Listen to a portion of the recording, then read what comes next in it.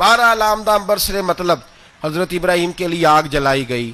45 fit اونچی آگ ہے, پرندہ بھی اوپر سے گزرتا ہے تو نیچے گر جاتا ہے جل کے. اتنے دن لگا کے آگ جلائی گئی. اب حضرت ابراہیم کو جلایا جانے لگا ہے. یہاں تو موجیں ہے نا, جو کسی ادارے کا سربراہ ہے اس کے لیے موج ہے, کسی جگہ آفیسر بن گیا تو موج ہے, پیر صاحب کے لیے موج ہے, علامہ صاحب کے لیے موج ہے, خطیب صاحب کے لیے موج ہے. جلنا کس کو پڑتا ہے؟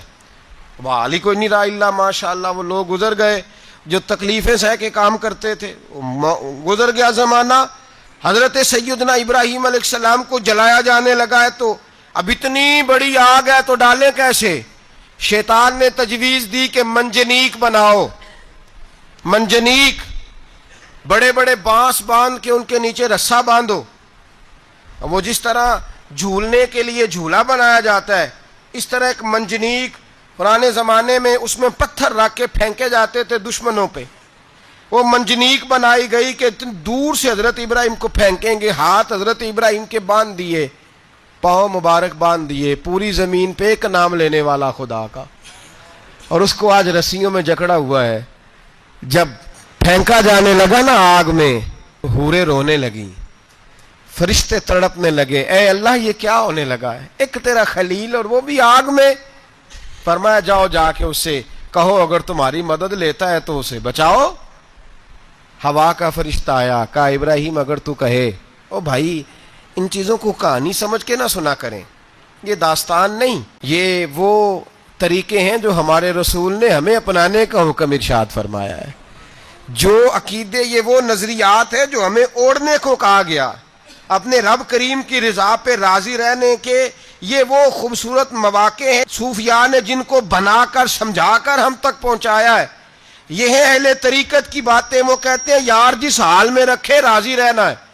حضرت ابراہیم علیہ السلام کو پھینکا جا رہا ہے, فرشتہ آیا, اے اللہ کے خلیل اگر حکم دو تو اتنی ہوا چلاؤں کہ نمرودی جل جائیں سارے, آگ ان پہ پھینک دی جائے. آپ نے فرمایا تو جا, تجھ سے مجھے کوئی کام نہیں. تھوڑی دیر کے بعد پانی کا فرشتہ آیا, کہا حضور اتنی بارش برساؤں گا کہ آگ بجھ جائے گی. فرمایا تو جا, تجھ سے کوئی کام نہیں.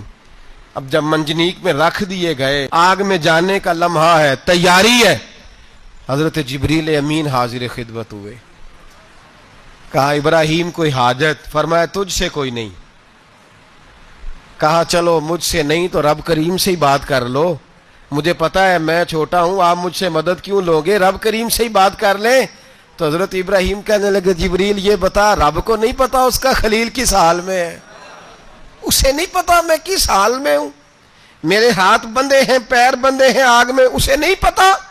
بتایا تو اسے جاتا ہے جسے خبر نہ ہو. تو اگر اسے پتا ہے تو اگر وہ جلانے پہ راضی ہے تو میں بھی جلنے کو تیار ہوں, میں تیار ہوں, میں تیار ہوں. اسے کہو ٹھیک ہے.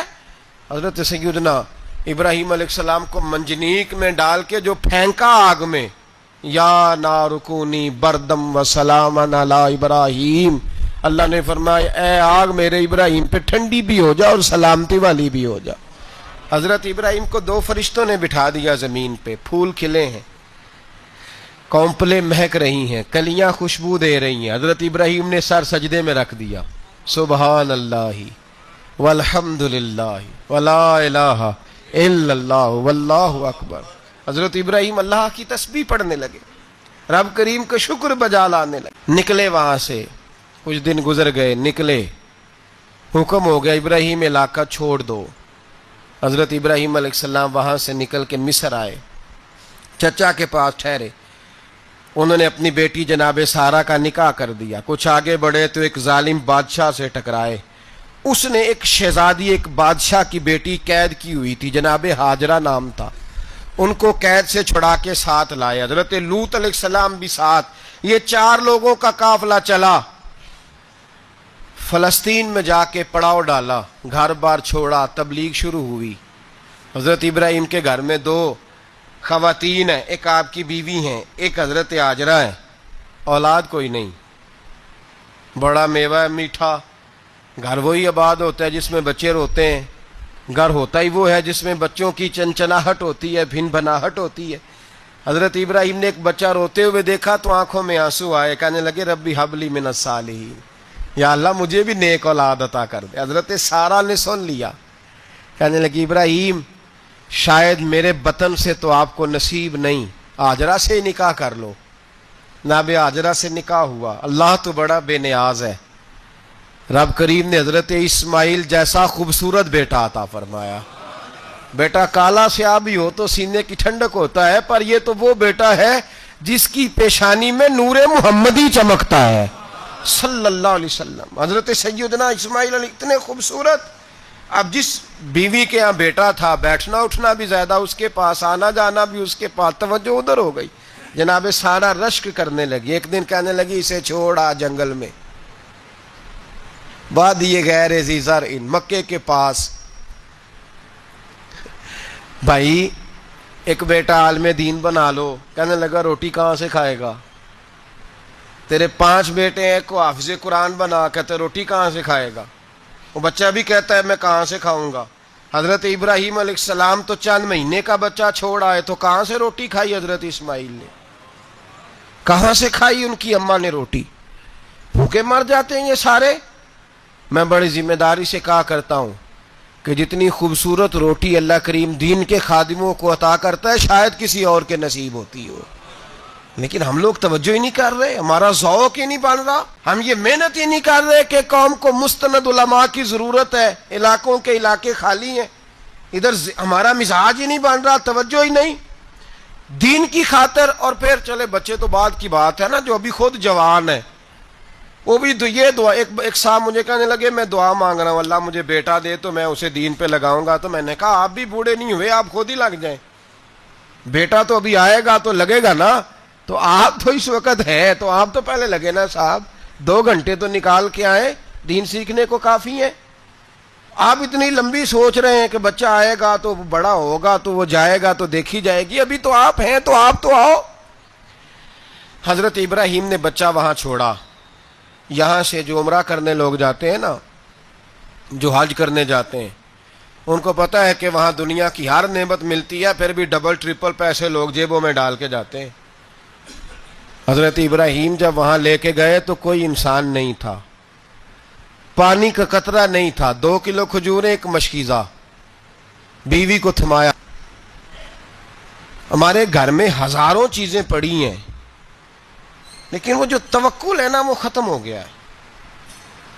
اللہ دے گا, حلال حلال پہ قناعت کرے, جائز جائز پہ بھروسہ کرے, رب کریم عطا کرنے والا ہے, وہ مزاج ختم ہو گیا.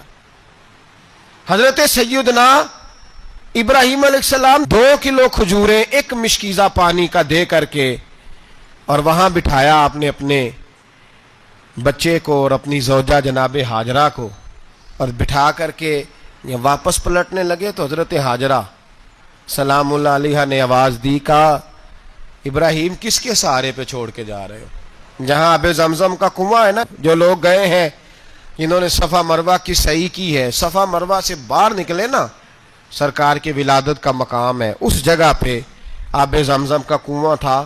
وہاں حضرت سیدنا ہاجرہ کو بٹھایا, کوئی چیز نہیں, کوئی درخت نہیں, کوئی کھیت نہیں, کوئی پانی نہیں, کوئی کنواں نہیں, وہاں بٹھایا اور بٹھا کر کے نکلنے لگے تو جناب ہاجرہ فرمانے لگی ابراہیم کس کے سہارے پہ چھوڑ کے جا رہے ہو؟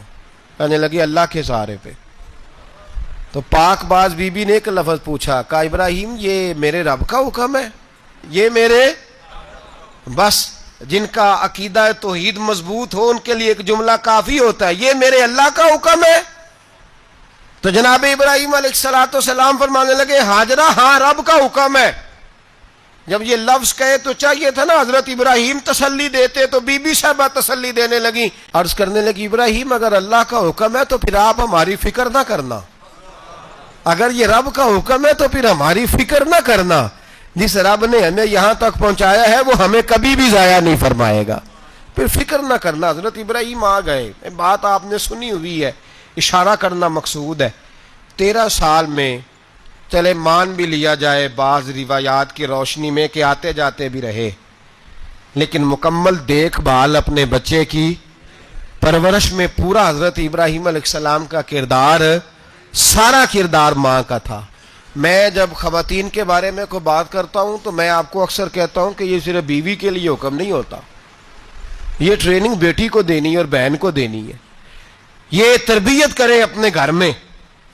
میں تجربے کی روشنی میں یہ بات عرض کیا کرتا ہوں کہ بھائی بچے باپ کے فرما بردار اس وقت ہوتے ہیں جب اماں انہیں باپ کا فرما بردار کرتی ہے، اور بچے باپ کے نافرمان بھی تب ہوتے ہیں جب اماں انہیں باپ کا۔ میں نے اپنے کانوں سے سنا ایک دفعہ ایک بچہ اپنے باپ سے کہہ رہا ہے آپ نے تو ساری زندگی باہر گزار دی، پیسے کمانا کون سا مشکل کام ہے، دکھ سکھ تو سارے اماں نے برداشت کی، سکولوں میں وہ جاتی تھی، فلانا کام وہ کرتی تھی، فلانا کام۔ اب یہ سوچ اس کی ذاتی تو نہیں، یہ اس کو دی گئی ہے، اور اگر اس کو یہ سوچ دے دی جائے کہ اماں کہے کہ میں تو اپنوں میں رہی ساری زندگی، میں نے تو اپنوں میں وقت گزارا، اور تیرا باپ تو کئی دفعہ جنازے بھی نہیں پڑھ سکا، اس نے تو ماں باپ ایسے دفن کر دیے، وہ اگر یہ سوچ فراہم کرے تو پھر بچہ باپ کا فرما بردار ہوتا ہے۔ اور یہ والی روایتیں ہم بیوی کو سناتے ہیں، حالانکہ کس کو سنانی چاہیے؟ بولیے، بہن اور بیٹی کو۔ بہن اور بیٹی کو سنائیں یہ باتیں، ان کو سمجھائیں، تاکہ آگے جا کے وہ جو گھر ترتیب دیں وہ گھر بڑا عمدہ اور نکھرا ہوا ہو۔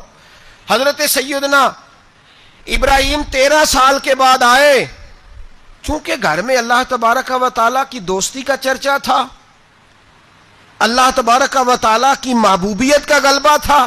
13 سال کے بعد فلما بالغ معہ سعیا، بیٹا جب اتنا بڑا ہوا کہ ساتھ چلنے لگا، تو حضرت ابراہیم نے اپنے بیٹے کو بلا کے کہا بیٹا مجھے خواب آئی ہے، میں تجھے ذبح کر رہا ہوں، تیری کیا رضا ہے؟ تو حضرت اسماعیل کہنے لگے یا ابت افعل ما تؤمر، ابا جی اللہ جیسے حکم دیتا ہے میرے ساتھ ویسے ہی کریں، جیسے اللہ حکم دیتا ہے ویسے ہی، بولیے، ویسے ہی کریں۔ حضرت ہاجرہ کو کہا کہ ایک دوست نے دعوت کی ہے تو وہاں جا رہے ہیں، بی بی مطمئن ہے، تفصیلات کی ضرورت نہیں، ختم بات، اعتبار ہے، مطمئن ہو گئی۔ شیطان پیچھے سے آیا اماں کے پاس، ذرا تھوڑی دیر کے لیے تصور جمائیے، یہاں تو پڑوسن آ کے کوئی بات بتا دیتی ہے خاوند کے بارے میں تو کئی مہینے جھگڑا جاری رہتا ہے، پڑوسن محلے دار۔ شیطان نے آ کے بتایا لفظ کیا ہے؟ کہا حضرت تمہیں پتہ ہے کہاں جا رہے؟ کہا دوست کی دعوت میں۔ تو کہنے لگے دوست کون ہے؟ رب کریم، اور ابراہیم کا خیال ہے کہ اس رب نے مجھے حکم دیا ہے کہ میں ذبح کروں۔ تو حضرت ہاجرہ کہنے لگی کبھی باپ بھی بیٹے ذبح کرتے ہیں؟ شیطان کہنے لگا ان کا خیال ہے کہ ان کے رب نے حکم دیا ہے۔ تو جناب ہاجرہ فرمانے لگی اگر رب نے حکم دیا تو پھر تو مجھے شیطان لگتا ہے، تو مجھے شیطان لگتا ہے۔ کا کیا مطلب؟ فرمانے لگی اگر رب کریم کا حکم ہے تو میرے پاس ایک اسماعیل ہے، اگر 1000 بھی ہوتے میں سارے اللہ کے راستے میں پیش کر دے دیتی، مالک کا ہی تو ہے سارا کچھ، اسی کا ہے، اس میں لیت اللہ کی کیا گنجائش؟ حضرت سیدنا ابراہیم علیہ السلام نے بیٹے کے حلق پہ چھری رکھ بھی دی اور چھری چلا بھی دی، رکھ بھی دی اور وہ تو اللہ کریم نے فرمایا یا ابراہیم قد صدقت الرؤیا، ابراہیم تو نے خواب سچا کر دکھایا، قیامت تک تیرا نام رہے گا۔ حضرت ابراہیم نے وطن بھی دیا، جان بھی دی، بیٹا بھی، اللہ کریم نے دمبے دیے، فرمایا یہ فدیہ ہے۔ اب یہ قربانی قیامت تک حضرت ابراہیم کے طریقے کے مطابق جاری ہے۔ حضرت ابراہیم بہت بڑے مہمان نواز تھے، بہت بڑے۔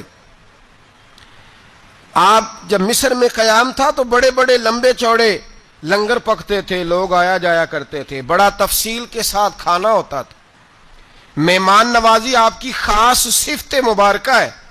ہمارے ہاں بھی مہمان نوازی ہوتی ہے امیروں کی، بلکہ اب تو مہمان نوازی اس طرح کی ہے کہ کل تیری میرے پاس دعوت ہے اور پرسوں میری تیرے پاس ہے، وہی امیروں میں وہ چکر رہتا ہے، پارٹیاں دوست ایک دوسرے کو ڈالتے ہیں، تیری طرف پارٹی تیری طرف، اور اسی انداز میں اب یہ عید آئے گی نا ٹکا پارٹیاں ہوں گی جگہ جگہ، اور لوگ سوال پوچھنے لگے ابھی سے، کہتے ہیں قربانی کا کتنا گوشت گھر رکھنا جائز ہے؟ قربانی کا کتنا گوشت گھر رکھنا جائز ہے؟ سارا ہی جی، اس لیے فریزر لے لے، فریج سے نہیں کام چلے گا، سارا ہی جہاز گھر رکھنا سارا ہی جائز ہے، رکھ لیں۔ او خدا کے بندے، قربانی وہ بندہ دیتا ہے جو سارا سال ہی گوشت کھاتا ہے. صحیح کہہ رہا ہوں؟ قربانی صاحب نصاب، صاحب استطاعت بندہ دیتا ہے نا، تو وہ سارا سال ہی گوشت، تو سارا گھر میں رکھنا بھی جائز ہے، لیکن سارا دے دینا بھی. تو جو آ رہی ہے اس پہ کیوں توجہ کرتے ہو؟ جو دوسرا جائز ہے اس پہ کیوں نہیں عمل کرتے؟ سارا تقسیم کر دیں، بات ختم ہوئی. یقین کریں، محرم میں جا کے دوست ٹیلی فون کر کے سوال پوچھتے ہیں، کہتے ہیں صاحب سنا ہے قربانی کا گوشت محرم میں کھانا جائز نہیں. میں کہ نہیں، ربیع الاول چ بھی جائز جے، رجب رمضان تک کھاؤ، کوئی بندہ نہیں منع کرتا. اس لیے کہ کسی کو دینا تو پسند ہی نہیں، یا پھر اس میں سے جو خاص خاص چیزیں ہیں وہ اپنی فریج میں، اور باقی جو ہے وہ دوسروں کے لیے. یہ کیا طریقہ ہے ہمارا؟ اور اسی پہ عمل ہے. اللہ تبارک و تعالی ہمیں سمجھنے کی توفیق عطا فرمائے. حضرت ابراہیم بہت بڑے مہمان نواز تھے. صرف قربانی نہیں دیتے تھے، سارا سال بہت سارا لنگر، بہت سارا کھانا پینا، بہت ساری چیزیں جاری رہتی تھی.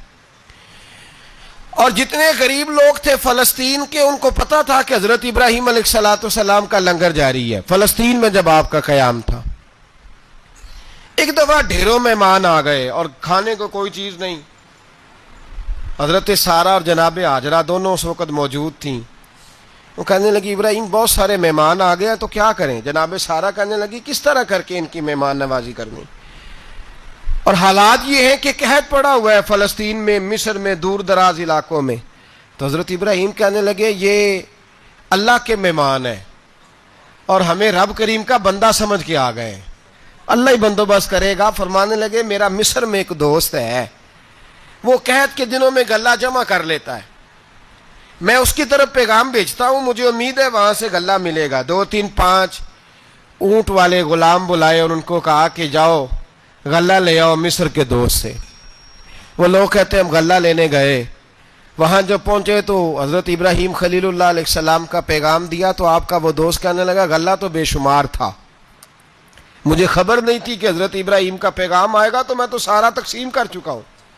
لوگ لے گئے، اب تو کوئی شے نہیں. اب وہ خالی آ گئے، 5 کے 5 اونٹ. جب خالی آئے تو حضرت ابراہیم کی حویلی کی دیواریں چھوٹی چھوٹی تھیں. ان غلاموں میں سے، خادموں میں سے، آپ کے ان چاہنے والوں میں سے ایک کہنے لگا یار وہ غریب تو انتظار کر رہے ہوں گے کہ غلہ لینے گئے ہیں، ہمیں روٹی ملے گی. چھوٹی چھوٹی دیواریں ہیں، وہ جب دیکھیں گے نا خالی آ گئے تو انہیں تکلیف ہوگی. اس طرح کرو بوریوں میں ریت بھر لیتے ہیں، ریت بھر کے لے جاتے ہیں، بعد میں اندر رکھ کے انہیں سمجھا بہلا لیں گے یا حضرت ابراہیم کو بتائیں گے، وہ خود ہی ان لوگوں کی دل جوئی فرمائیں گے. اب غلہ کی جگہ ریت بھر کے اونٹوں پہ رکھ کے لائی گئی. لا کے بوریاں جب رکھ دی گئیں، حضرت ابراہیم علیہ السلام دوپہر کے وقت آرام فرما رہے تھے. بی بی سارہ اٹھی، کہتی ہیں جب میں نے دیکھا نا کہ بوریاں پہنچ گئی ہیں تو گئی، غلام کو ساتھ لیا اور اس کو جب کھولا نا تو کہتی اتنی حسین گندم میں نے پہلے کبھی دیکھی نہیں تھی، اتنا پیارا دانہ میں نے کبھی ملاحظہ ہی نہیں کیا تھا. فرماتی ہیں جب اس کو پیس کر چکی میں روٹیاں پکائیں تو خوشبو دور دور تک پھیل گئی، اعلیٰ غذا بنی، بڑے بڑے کھانے بیبیوں نے مل کے پکائے، چون دیے گئے. حضرت ابراہیم اٹھے تو لوگ کھانا کھا رہے، سجدہ شکر ادا کیا، اور جب سجدے میں گئے تو وہی آنے لگی، پھر رونے لگے.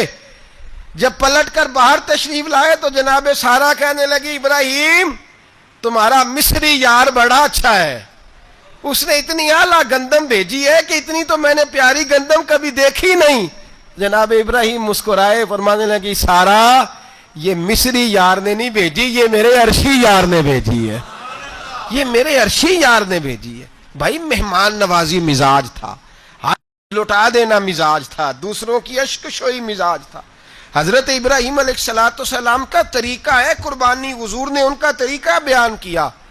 اگر سال کے بعد قربانی دینا ان کا طریقہ ہے تو سارا سال غریبوں کو روٹی دینا بھی حضرت ابراہیم کا طریقہ ہے.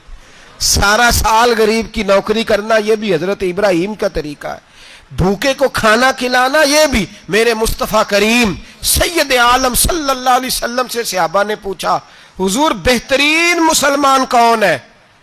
بہترین مسلمان؟ تو حضور نے فرمایا جو سلام لینے میں پہل کرے اور غریب کو روٹی کھلانے میں سب سے اچھا ہو، وہ بہترین مسلمان ہے، زبردست مسلمان۔ ہمارے ہاں دعوتیں ہوتی ہیں تو امیروں کی، افطاریاں تو امیروں کی، اور میرے مصطفیٰ کریم علیہ السلام نے فرمایا بدترین دعوت ہے جس میں امیر بلائے جائے غریب نہ بلائے جائے، وہ بدترین دعوت۔ حضرت ابراہیم کا طریقہ رہا ساری زندگی مہمان نوازی، اور دوسرا ان کا مزاج تھا، اللہ سے پیار ہو گیا تھا نا۔ جب رب کریم سے محبت ہوتی ہے نا، اور محبت کا احساس ہوتا ہے دل میں، پھر سجدے لمبے ہوتے ہیں۔ عام آدمی تو نماز بھی نہیں پڑھ سکتا، جسے خدا سے محبت ہوتی ہے وہ تہجد بھی نہیں چھوڑ سکتا۔ وہ یہ محبت کی بات ہے نا، جس کو پیار ہوتا ہے اس کی تہجد بھی ہے، اس کی اشراق بھی ہے، چاشت بھی ہے، اس کے عمرے بھی ہیں، اس کے حج بھی ہیں، اس کے بار بار کعبۃ اللہ کے دیدار بھی ہیں۔ یہ محبت الہی ہے، جوش مارتی ہے۔ ان لوگ سجدہ کرتے ہیں تو اٹھتے ہی نہیں، اللہ کے بندوں سے پیار کرتے ہیں اللہ کی۔ حضرت ابراہیم کو رب کریم سے اتنی محبت تھی، اتنا پیار تھا کہ وہ آپ کی زندگی کے ہر پہلو سے چھلکتا تھا۔